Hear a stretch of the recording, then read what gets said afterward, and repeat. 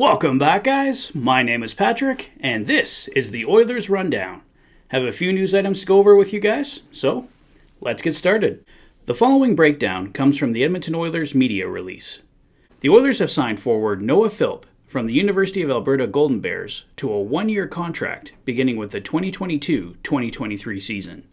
Philp will join the AHL's Bakersfield Condors on an amateur tryout contract for the remainder of the current season. Philp recently completed his third year at the University of Alberta, scoring 8 goals and 3 assists in 8 regular season games. The 23-year-old Canmore native scored 3 goals and 7 assists in 4 playoff games, helping the Golden Bears win the Canada West title and reach the U Sports University Cup final. In 3 seasons at the U of A, Philp accumulated 20 goals and 18 assists in 36 career games. Prior to his time with the Golden Bears, Philp spent 4 seasons in the Western Hockey League with the Kootenay Ice and Seattle Thunderbirds, scoring 54 goals and adding 112 assists in 259 games. Bob Stauffer of Oilers Now had this breakdown on Philp. Philp is 6'3", right shot, plays center and right wing. He played center in 2018-2019 and mostly right wing when he joined the Golden Bears after Christmas this year. He had 18 goals and 12 assists for 30 points in 18 games played overall this season, including 2 goals and 1 assist for 3 points in the University Cup final. He's strong on the puck and can shoot. Stauffer also noted that Philp would ideally play at center. Obviously, the signing of Noah Philp is pretty much universally beloved in Edmonton right now. He's a local guy from Canmore, looked fantastic for the U of A Golden Bears. Definitely a great pickup for the Oilers. I'm really excited to see what he can do come training camp this fall.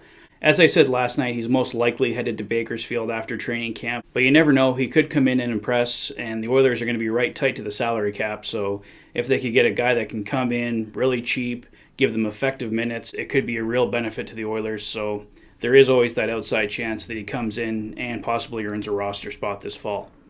The end of the season is in sight, with just 11 games remaining. The Oilers have 3 games left against Pacific Division opponents, taking on LA tomorrow night, Vegas on the 16th, and finishing the season on April 29th against Vancouver. It's a tough schedule to close out the year, so thankfully the Oilers have been putting points in the bank lately.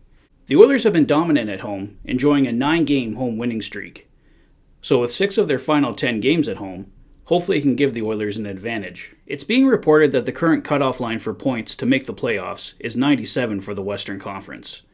For the Oilers to reach 97 points, they would have to have a minimum record of 5 wins and 6 losses in the remaining 11 games. Something that I think is definitely doable for this team right now. One final note, since Jay Woodcroft took over, the Oilers have enjoyed 3 5-game winning streaks and have improved in nearly every category across the board. Don't get me wrong, the Oilers are still far from perfect, but we are witnessing the effect he can have. Players like Zach Hyman have sung his praises as an amazing teacher. Jason Greger of TSN 1260 posted the following. Interesting numbers under Jay Woodcroft. In 93% of their total minutes played, Koskinen and Smith have a combined .921 save percentage. Koskinen is .920 and Smith is .921.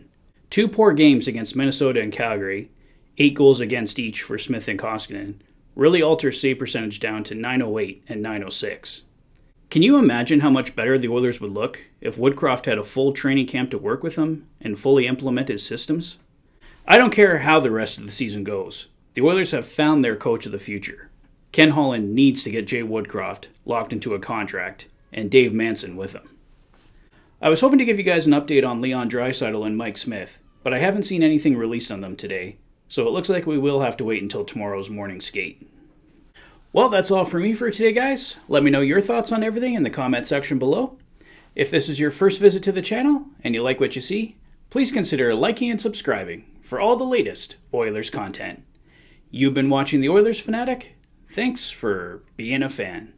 Enjoy the rest of your evening, guys, and I'll see you tomorrow night for the Fanatic Rundown following the Oilers and Kings. Take care, guys. See you soon.